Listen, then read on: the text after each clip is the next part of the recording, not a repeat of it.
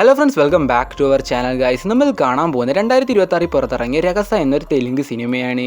വീഡിയോയിലേക്ക് പോകുന്നതിന് മുമ്പ് നിങ്ങൾ ആദ്യമായിട്ടാണ് എൻ്റെ വീഡിയോ കാണുന്നതെങ്കിൽ വീഡിയോ ലൈക്ക് ചെയ്ത് ചാനലിന് സബ്സ്ക്രൈബ് ചെയ്യണേ ഗൈസ്. അപ്പോൾ നമുക്ക് നേരെ വീഡിയോയിലേക്ക് പോകാം.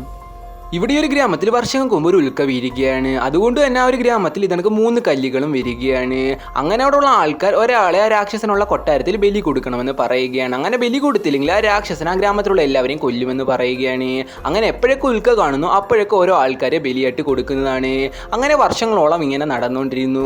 അങ്ങനെ വർഷങ്ങൾ കഴിഞ്ഞപ്പോഴേക്കും ആൾക്കാർക്ക് ബലി കൊടുക്കാൻ പേടിയായി ഒരു കൊച്ചിനെ അങ്ങനെ ബലി കൊടുക്കുകയാണ്. അപ്പോഴുണ്ടായിരുന്ന രാജാവിന് ഇതൊന്നും ഇഷ്ടമല്ലാതെ ആ രാക്ഷസനെ എങ്ങനെയും കൊല്ലണമെന്ന് പറഞ്ഞ് ആ കൊട്ടാരത്തിലേക്ക് പോവുകയാണ്. പക്ഷേ ആ രാക്ഷസൻ ഈ രാജാവിനെയും കൊല്ലുകയാണ്. ആ രാജാവിന്റെ മകനോടും പറയുകയാണ്, നീ ഒരിക്കലും നിന്റെ അച്ഛൻ ചെയ്ത് തെറ്റ് ചെയ്തെന്നും പറഞ്ഞ് കൊട്ടാരത്തിന്റെ താക്കോൽ അവന്റെ കൊടുക്കുകയാണ്. അങ്ങനെ വർഷങ്ങൾ കഴിയുകയാണ്. ഇപ്പൊ നമ്മുടെ ഹീറോ UK-യിൽ നിന്ന് വന്നപ്പോഴേക്കും അവ സ്നേഹിച്ച പെണ്ണിന്റെ കല്യാണമായിരുന്നു. ഇതെറിഞ്ഞ് നമ്മുടെ ഹീറോ മദ്യപിച്ച കൊട്ടാരത്തിലേക്ക് പോവുകയാണ്. ആ ഒരു സമയത്ത് ആ ഒരു ഉൽക്കയും വരികയാണ്. പക്ഷേ നമ്മുടെ ഹീറോ ഇത് കാണുന്നില്ല. അങ്ങനെ അവൻ ബോധം കെട്ട് അവിടെ കിടക്കുകയാണ്. പിറ്റേ ദിവസമായപ്പോഴേക്കും സോമു എന്ന ഒരാളെ കാണുന്നില്ലെന്നും പറഞ്ഞു വരികയാണ്.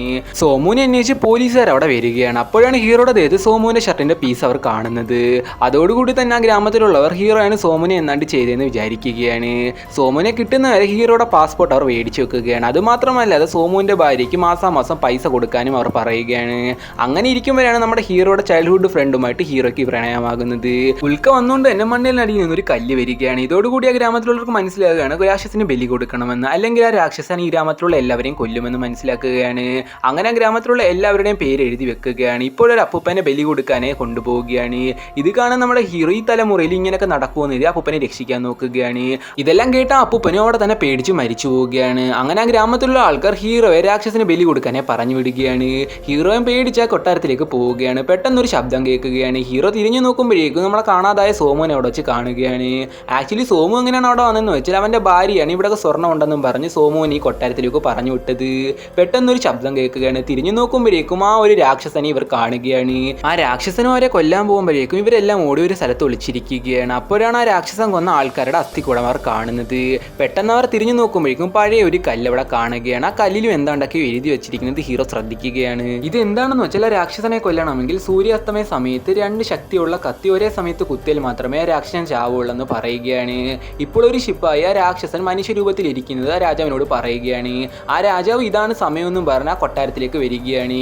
അങ്ങനെ ഒരു കത്തിയ രാജാവ് ആ രാക്ഷസനെ കുത്തുകയാണ്. രണ്ടാമത്തെ കത്തി കുത്തുന്നതിന് മുമ്പ് ആ രാക്ഷസൻ നമ്മുടെ രാജാവിനെ കൊല്ലുകയാണ്. രക്ഷപ്പെട്ട ആ ശിപ്പായാണ് ഇതെല്ലാം ആ കല്ലിൽ എഴുതി വെക്കുന്നത്. അങ്ങനെ ഇതെല്ലാം നമ്മുടെ ഹീറോ വായിക്കുകയാണ്. ഈ ഒരു സമയത്താണ് ഹീറോയിനും ഫ്രണ്ടും കൂടെ ഹീറോയെ രക്ഷിക്കാൻ വേണ്ടി ആ ഒരു കൊട്ടാരത്തിലേക്ക് വരുന്നത്. അങ്ങനെ അവരെല്ലാവരും കൂടെ രാക്ഷസനെ കൊല്ലാൻ വേണ്ടി രണ്ടാമത്തെ കത്തി അന്വേഷിക്കുകയാണ്. അങ്ങനെ അവസാനം നമ്മുടെ ഹീറോയ്ക്ക് ഒരു കത്തി കിട്ടുകയാണ്. ഇതെല്ലാം മനസ്സിലാക്കിയ രാക്ഷസൻ അവരെല്ലാം കൊല്ലാനേ ശ്രമിക്കുകയാണ്. പെട്ടെന്ന് നമ്മുടെ ഹീറോയിന്റെ കാലിലെ കൊലുസ് കണ്ട് ആ ഒരു രാക്ഷസൻ അവിടെ നിൽക്കുകയാണ്. ആ ഒരു സമയത്ത് ഹീറോ ആദ്യം കുത്തി കത്തി വലിച്ചൂരിക്കുകയാണ്. എന്നിട്ട് ആ രാക്ഷസനെടുത്ത് ആ ഒരു പാദസരം കാണിക്കുകയാണ്.